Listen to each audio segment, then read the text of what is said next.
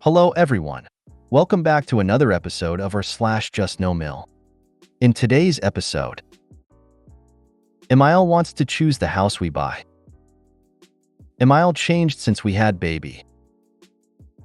Daddy dolls and my MIL. Before we get started, make sure to subscribe so you will never miss a video.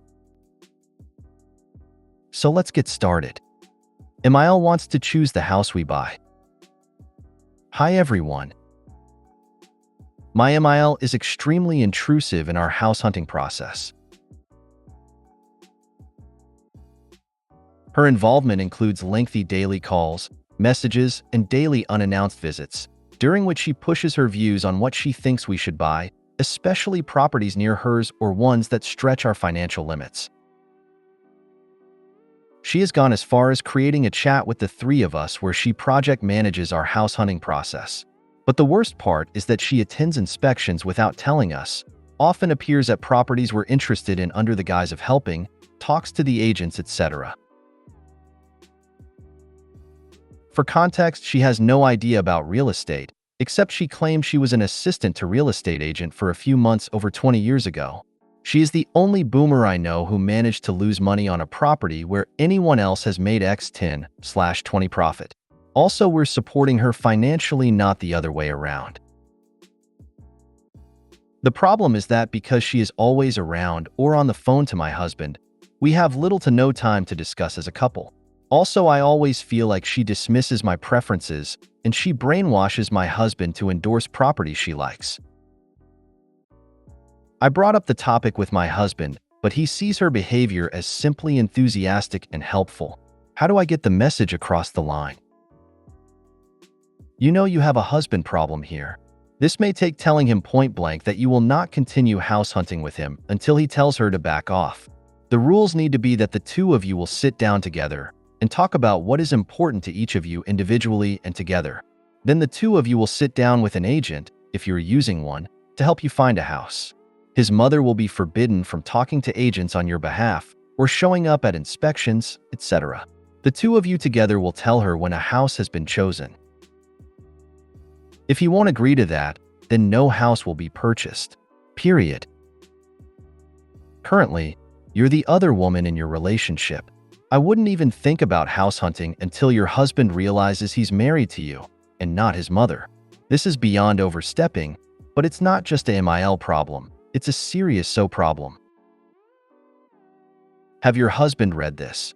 You are buying a home for yourself and your wife to live in. You are not buying a house to please your mother. Because she is not a part of this decision, her advice should only be given when you ask for it. By sticking her nose in and trying to tell you what house to buy, she's disrespecting you as adults and projecting her own desires onto you, as if you were merely extensions of her will. By allowing this, you are laying the groundwork for her to try to control your entire future. You are also sowing resentment between yourself and your wife, who does not want your mother's interference in a large purchase. This is supposed to be a big step for the two of you. Don't let your mother taint this. Tell her to back off and stop giving her information about the process. Set strong boundaries and enforce consequences for breaking them, or you're going to wake up one day and realize that you're living the life your mother wants. You poor summer child. This is said a lot on this sub, but you don't have a MIL problem, you have a DH problem. He needs to be reminded that he's married to you, not to his mother, and her shenanigans are neither enthusiastic nor helpful. She is absolutely being manipulative and controlling, deliberately keeping him on the phone so you have no chance to make plans with your husband. Take charge of the house hunting and set the apps yourself. Tell DH in bed of the appointment details and that you would prefer it just be the two of you. Is your MIL looking to move in with you? Ask him if he's married to you or his mommy. Then ask if he sleeps in your bed or mommy's bed. Finally, ask if the two of you are paying for the house or if him and his mommy are paying for the house. If the answers to each of those questions is you, then ask him why his mommy's preferences are more important than yours. MIL changed since we had baby. Hi all. Just looking to see if anyone's had a shared experience or could shed some light on our situation. My husband is adopted. My relationship with my MIL had always been great.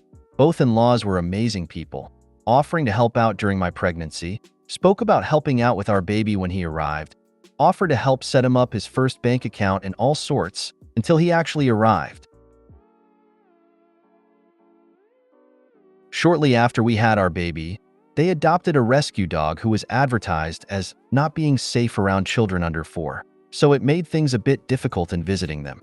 My MIL also kissed him when he was only a few weeks old.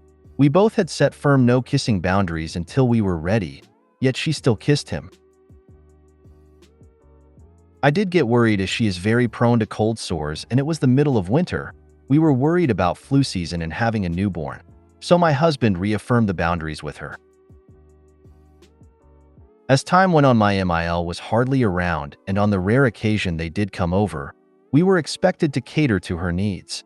All she cared about was taking photos of our baby and offered zero help. Now, since she weren't around much, our baby doesn't have a relationship with her, so he's really scared every time they come over and cries when she tries to hold him. She then gets really offended that he cries and would rather stay away. All the promises both in-laws made and expectations they set up just went out the window. My MIL is really passive-aggressive with me now too, and my husband won't say anything to her because he wants to keep the peace. I don't know whether it was because we had told her off for kissing our baby, if it's an adoptive parent thing, her not being comfortable around babies, or anything, but just seeing if there's any similar stories out there. She's a just no who makes empty promises. That's just who she is. Adopting a dog specifically that's not good around children also shows that they just don't care, that it's all about them. Not respecting your boundaries about kissing the baby is also very telling. These people are very self-centered. They see babies as a prop, but are not willing to be helpful in any way. Decrease contact because they don't seem genuinely interested in having a relationship with you or your child. Thank you so much for validating my feelings. The dog has been challenging as when we had visited, they've tried to let their dog get used to our baby by letting the dog jump all over my husband and baby till my baby has had enough and cries. I don't understand their logic, and it's all really disappointing. My husband won't say anything to her because he wants to keep the peace. Whose peace? Certainly not yours. Another Vladivostok example of calling you the boat rocker, but MIL is really rocking the boat. You're just refusing to steady it. I believe in general, it's each spouse's responsibility to deal with their own parents. But I'm also of the mind that if you give DH the chance to handle his mother himself, and he chooses not to, then you need to enforce the boundaries. Because the answer can't be that it's never addressed, and she continues on being passive-aggressive. Personally, next time she was being passive-aggressive, I would just call her on it. MIL, do you have something to say? It seems like you're attempting to use subtext to passive-aggressively complain about something. If there is a problem, let's lay it all out on the table and about it. I am really concerned that almost grandparents got a dog that is a documented threat to babies and small children. Really? Great timing. Daddy dolls and my MIL. If you aren't familiar, daddy dolls are typically made for children. You get their dad's picture printed on a plush doll. Super cute. Very helpful if their dad is away a lot for work. In this case, our doll is a military one. My MIL was upset that we didn't get her one.